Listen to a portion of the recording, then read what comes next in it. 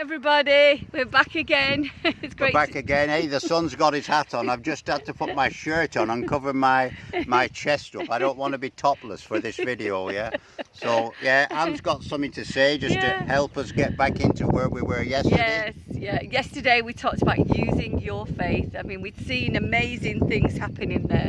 But, you know, when the people saw what had happened to this guy that had been crippled and he'd got up and he'd walked and doing all these amazing things, what happened then is that they actually thought that gods had come down.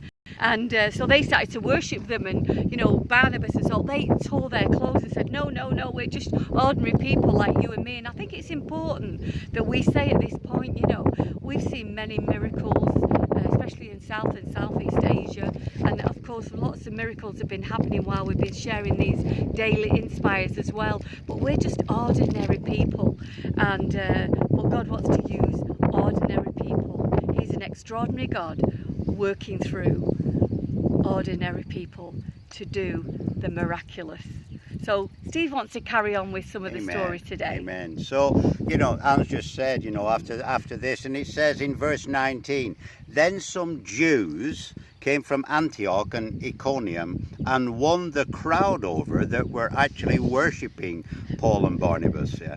And it says they stoned Paul and dragged him outside the city, thinking he was dead. But after the disciples had gathered around him, he got up and went back into the city. The next day, he and Barnabas left for Derbe.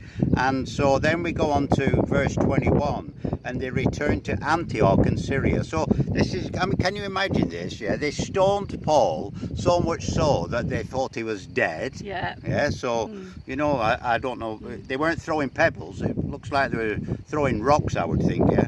And they dragged him outside and thought he was dead. But the day after, he and Barnabas went into the city and then left to carry on preaching the gospel to Derbe. It's just amazing, yeah. And verse 21, they preached the good news in that city and won a large number of disciples.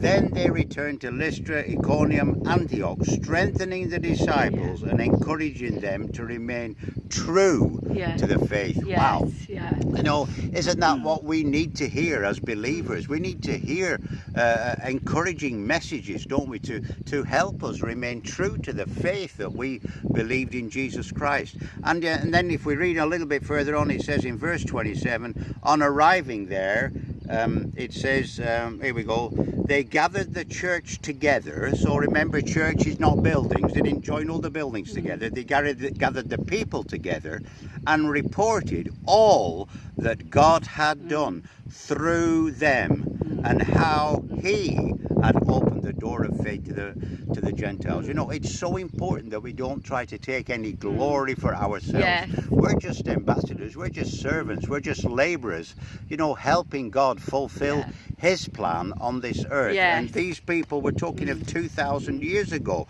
they reported all that God had done. I want to encourage you today, report to people, friends, even unbelievers, report to them all that God has done in your life. Not that what you've done. You know, you might have been willing, you might have been obedient, that is your part. You might have acted in faith, but God has opened a massive door so that we can do all things through Christ who strengthens us. Amen? Amen. Absolutely. So remember all this. Don't be fickle like the people were there, where one minute they're worshipping and saying how great these people are, and the next minute they want to stone them. Let us be consistent in what we do. Let us see people for who they really are, vessels that God is working through. And remember to share your story. You know, you might not know the whole of the Bible, but you've got a story to tell about how Jesus has touched your life. Remember the power of